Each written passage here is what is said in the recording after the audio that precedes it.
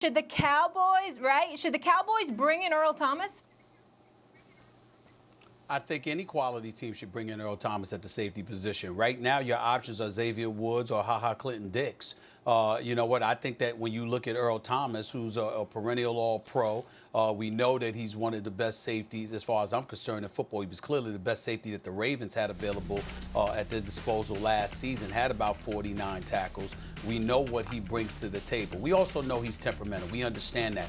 But I think it's important to highlight why that is. I don't think Seattle should be held against him.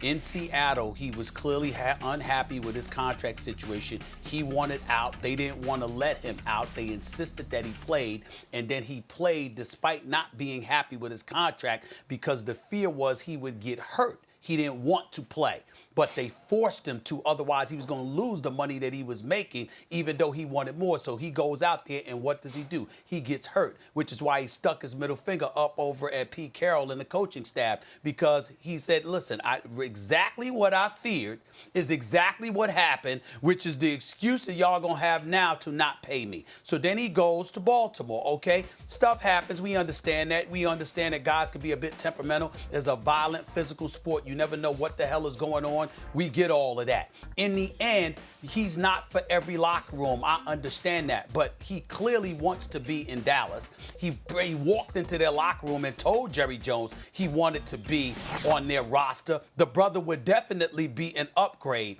And if you choose not to do so, that's your prerogative. But as far as I'm concerned, if you're looking for a bunch of choir boys in football, it ain't going to work.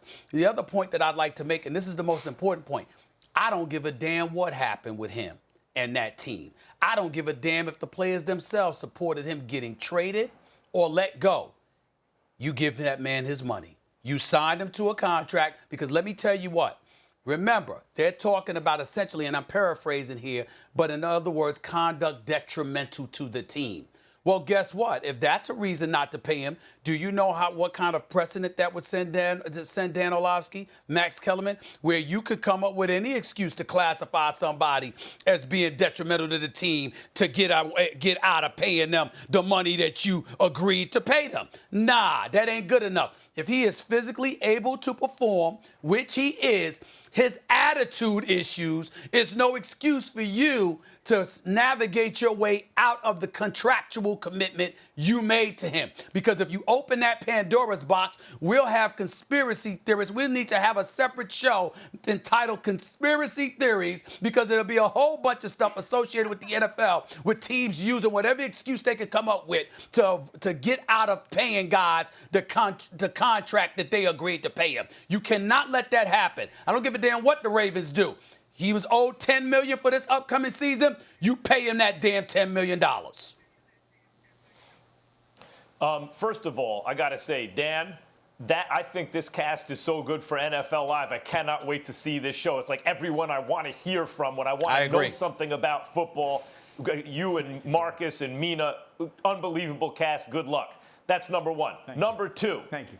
I don't know what to think about this Earl Thomas situation because I can't read that. Like, how do you read the tea leaves for the Ravens? On the one hand, the Ravens, who are an excellent organization, to let a guy like this, who's still very talented, he's not as great as he once was, but I think he's still an excellent player. This is what I mean about NFL Live. Tune in. Is Earl Thomas still as good as I think he is? Let's listen to Dan and Marcus and Mina. That'll tell me. But I think he's still good. What I see, I think he's still a good player. So why do you let him go?